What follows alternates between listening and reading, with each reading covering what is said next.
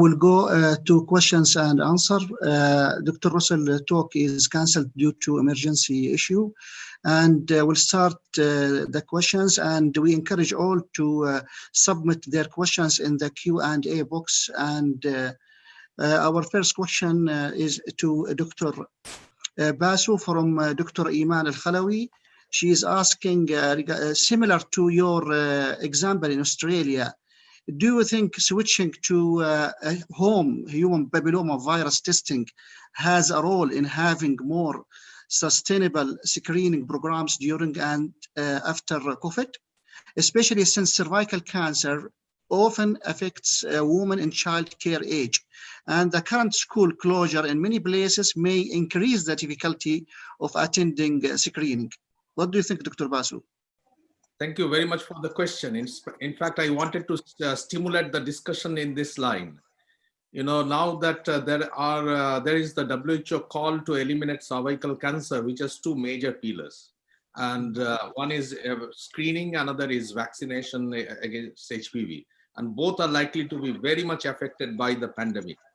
So yes, for cervical cancer screening, I think that the future lies on HPV detection tests, number one, collecting samples by the women, and number three is to reduce the frequency of screening. So if we have HPV detection based screening, we do not need to go for screening every 3 years or even 5 years. We can even expand the screening interval to 10 years. So as far as HPV vaccination is concerned, I can see there is another question on that. So let me take that as well. The United Kingdom, they looked at their program. They have made a decision that they should prioritize the first dose of the HPV vaccine. As you know, the HPV vaccine has to be given in 2 doses to the pre-adolescent girls below 15 years of age. But there is enough evidence now that even a single dose of HPV vaccine may be as effective. And there is a WHO recommendation that countries can expand the interval between the 2 doses to 3 to 5 years. So why not first focus on giving the first dose of the vaccine to the girls and then wait for 3 years or 5 years. By the time, if we have a recommendation that the HPV vaccine, a single dose would be enough, then go for single dose. If not, call the girls and then give them the second dose. So this kind of changes in the protocol will be necessary and based on the local context. Thank you. Thank you, Dr. Basu. And they are Dr. Nadeem Burhan asking, in your opinion, with this light in tunnel with the vaccine news, ethically, cost-effectively, and evidence-based, if any, what is the optimum vaccination plan and what should it include? The demand is high, the risk of exposure is still for patients with cancer and others.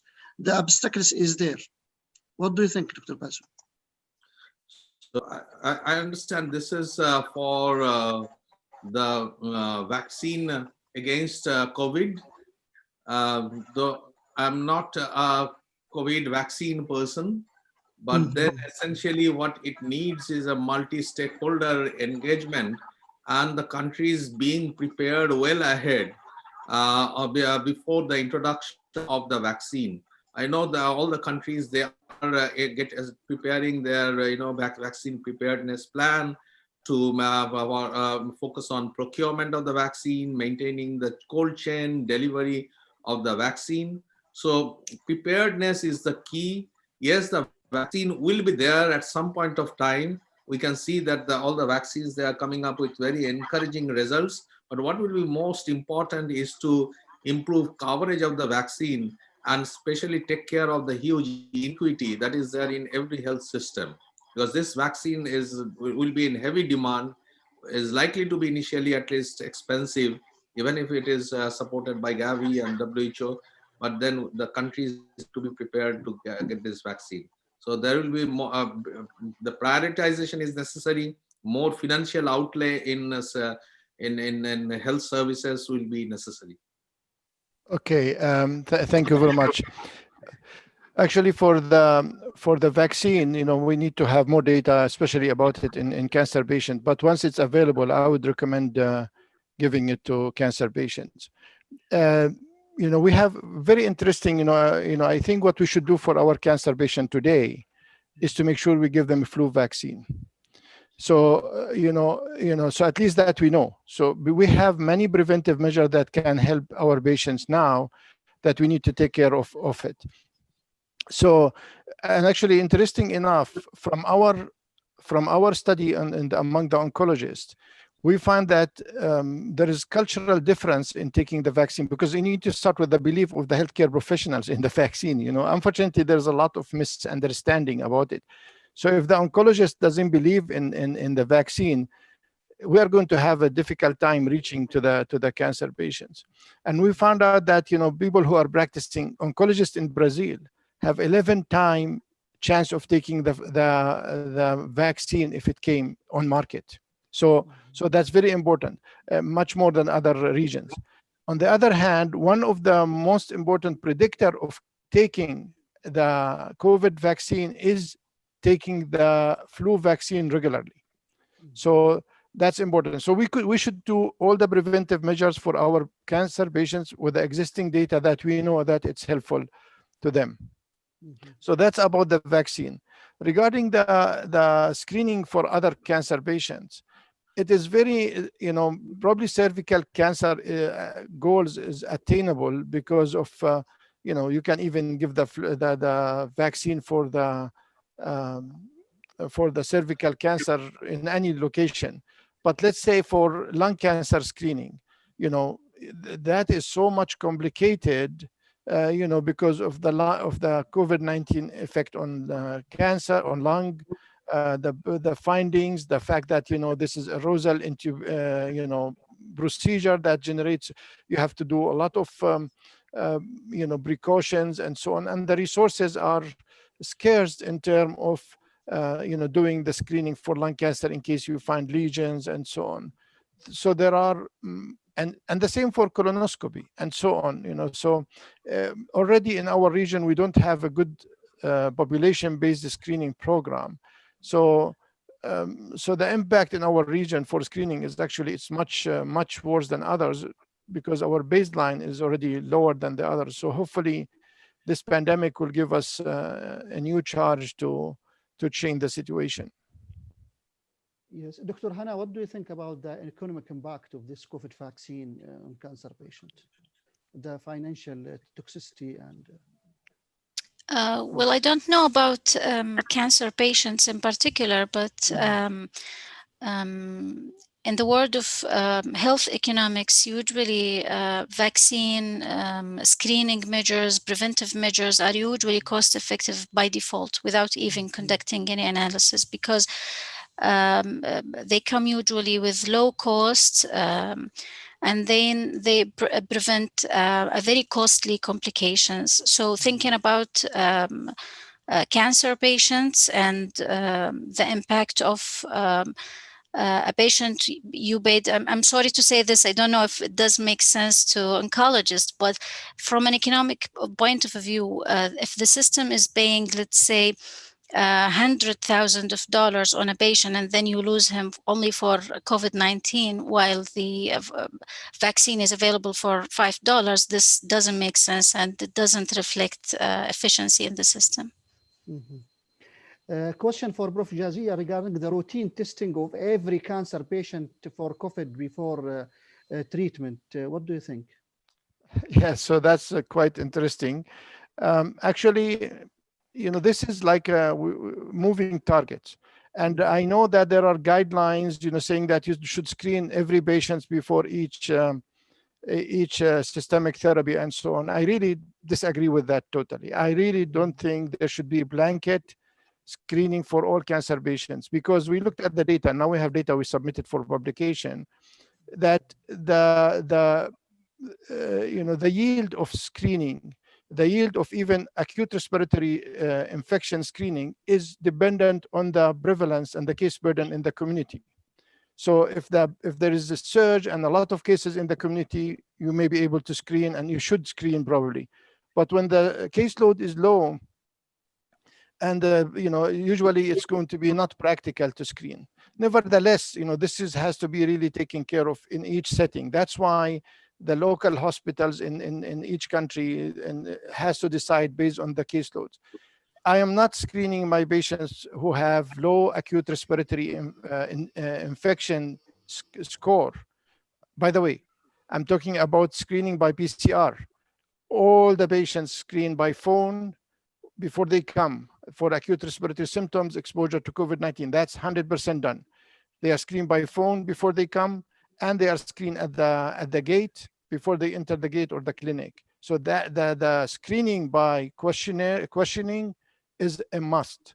However, the PCR testing is the issue that should be selective. So the must is, when you are doing major procedure, admission, any aerosol generation procedure, intubation procedure that, there is aerosol generation is a must. So we are doing it for admission, major procedure, transplant, surgery, and so on, but not routine chemotherapy. Not routine chemotherapy. Somebody coming to take Zeloda or taking hormone or taking, chemotherapy or immune therapy. We are not screening that. The radiation therapy, maybe you are doing it in the beginning because of the frequent visits and so on. But again, that has to be individualized based on the case burden in the community. Thank you, Prof. Jazia. Another question for Prof. Jazia from Yakubu Saleh, asking regarding the opinion of regarding cancer registry in relation to this topic, considering during this COVID crisis, mostly, as he said, emergency surgeries is advocated by MOH in Saudi Arabia. So what do you think, sir, about the cancer surgery? No, it's, it should be done. It should be done.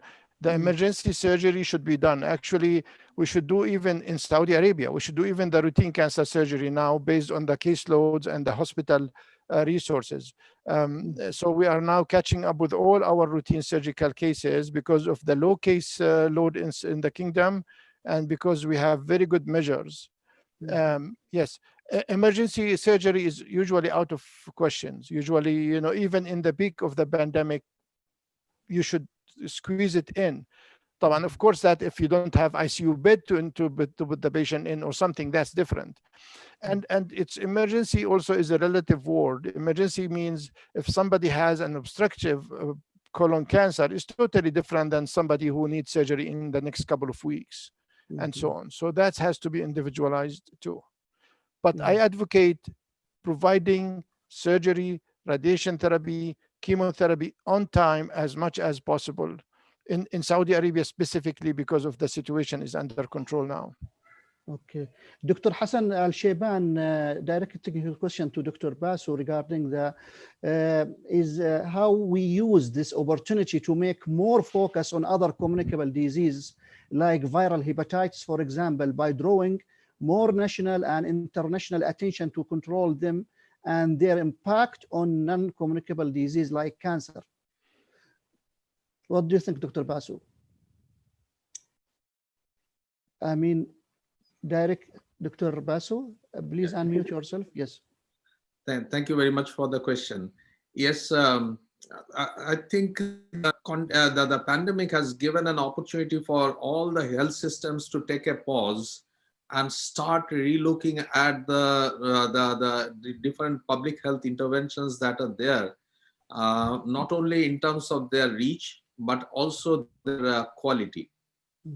So that is number one thing. So one has to look at the local context and decide what best will work for them. So for example, recently I was talking to one of the vaccine program, immunization program focal points in one of the countries. And he said that they are thinking of giving more stress on campaign mode rather than sustaining the vaccination activity over the years. So they go for a campaign when the outbreak is on a lower this thing, and then see that the maximum number of vaccination coverage is done. So it has to be very individualized approach. But then yes, this is the time when we need to really look at all these different health programs and see how best we can make them efficient. Thank you.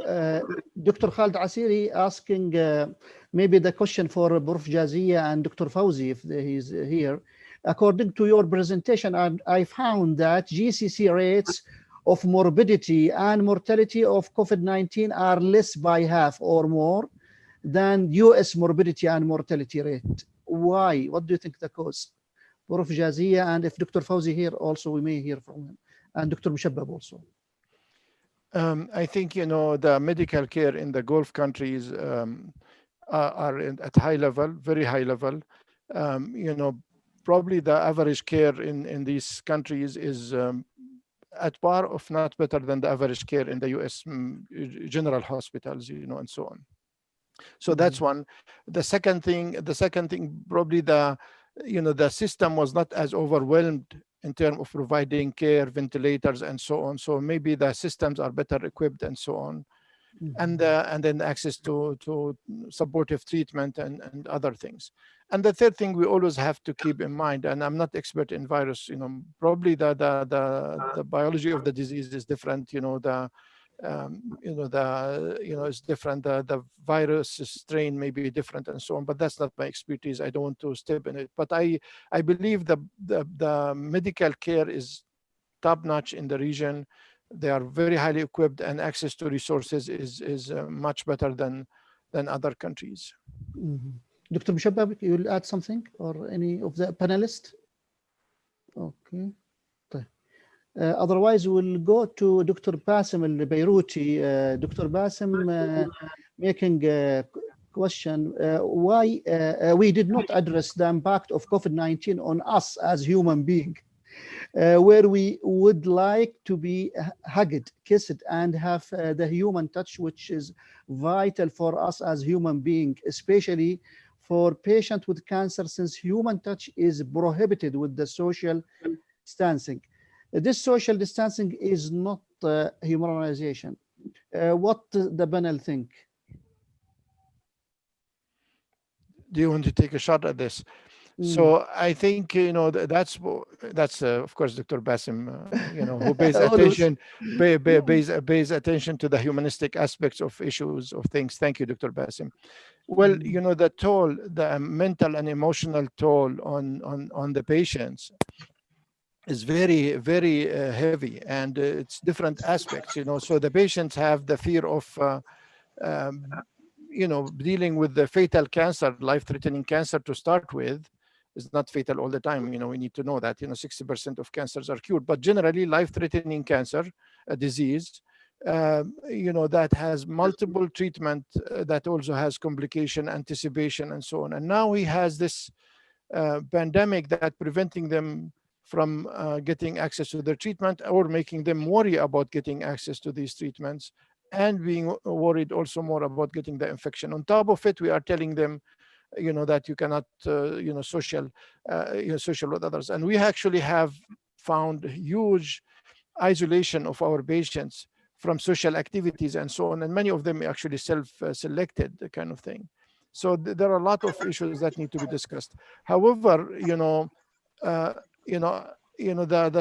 touch here has to be, you know, quantified in terms of, you know, caring by their immediate family members who live with them, maybe you know, still allowed, you know, because they are in the same environment and so on. It is the other touch with other people who may be at risk of exposing them that has to be careful. But it's worth it to be studied individually, the impact of physical touch on this. I am sure it has its toll. Especially, you are seeing now many patients in almost all the hospitals, visitations is prevented, sitter, have family members coming to the hospital is prevented, and so on. So there are a lot of things related to the isolation on top of the touch, physical touch, that has an impact on the patients negatively. Thank you, Prof. May I comment on this? Yes, please. I just want to say that, of course, the the mental impact is huge, but we don't know if physical touch can really have, is not studied, I mean, as Dr. Abdurrahman said, but one thing that is a study that we know that, at least, for example, in Saudi, this touch or kiss or hug could cost the system 50,000 Saudi riyal that can be used for innovative treatment for oncology patients. Thank you. Dr. Khalid Saleh has a question. Go ahead, Dr. Khalid. Yes, thank you very much. I would like to thank all speakers. I'm just enjoyed their speech, actually. Maybe Dr. Abdurrahman, he can help me to answer these questions. Abdurrahman Jazia, you know, I'm in Kuwait. We have one cancer center. And during the crisis, all the doctors is actually anxious, because if there is anything happen to this center, and we may need to close this center, we may actually making the cancer management is absolute in Kuwait. So is it one of the barriers that each country or each big, large area, I know Kuwait is about 4.5 million population, should have a backing cancer center? Is it one of the barriers that we are learning from this crisis? Thank you very much. Yeah, thank you. Thank you very much. Actually, we had the experience with COVID-19, with MERS-CoV in 2015. And we were in a new cancer facility. You know, now we have this. One of the things, Dr. Khalid, that you can do immediately and it's done in Europe is to have COVID-19 track that is totally separate than the cancer patient track. Even if they have cancer, they have COVID-19. So for example, now they will not step a foot, any patient with COVID-19, even if they were diagnosed in our hospital, we take them back to the other facility. And it's our facility. National Guard has a hospital that, you know, has all the medical care, and we have the cancer center with the other specialty organ transplant. So anybody who has COVID-19 or suspected COVID-19 will not step a foot in our cancer facility, period. Even if they were diagnosed, let's say they come in, we do a swab, they have low risk, and then all of a sudden we find that they're positive. We move them to the other hospital. So that you have to protect that one as a baseline. Even unfortunately, if they have cancer and they have COVID-19, they should be admitted to other facility, and then you dedicate staff from your staff to go and visit. So you say these 2 doctors, 3 doctors are the only oncologists who will be seeing COVID positive patient. That's it. They will take turns and so on, and they will not come even to take care of your cancer patients regularly. So they'll be dedicated to COVID-19 positive cancer patients. And yes, you know, you need to have a backup plan in case, God forbid, you have an outbreak in your cancer center. We have that done in the past when we closed our hospital, where we have an agreement with another hospital in town, and we moved our oncology patients who need admission to that hospital. So you need to have a contingency plan, but the best way to prevent is to prevent that totally. So zero COVID patients in your cancer facility, outpatient or inpatient initially, till you know they are clear. So once it's clear, then it's different story. What is negative? Do you need 2 PCR negative or something? That's different story. But at least in your case specifically, Dr. Khalid, because you have one cancer facility, I may not be able to say that to other facilities. So I'm, you know, as another country where they have multiple options. But for you, you may have to have the bar higher. Thank you very much. Thank you for the speakers, attendees, and we'll conclude our session and we'll proceed to the next session, the panel discussion. We wish all the success for this conference, and Assalamu alaikum wa rahmatullahi wa barakatuh. Alaikum assalam wa rahmatullahi.